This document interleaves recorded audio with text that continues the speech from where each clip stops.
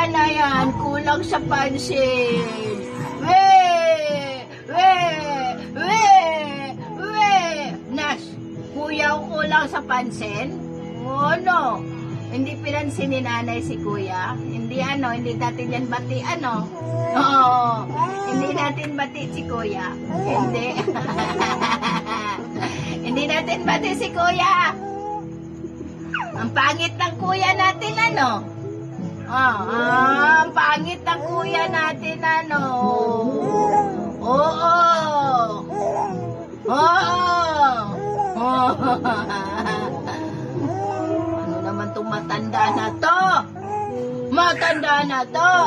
Pasaway ang matanda na yan.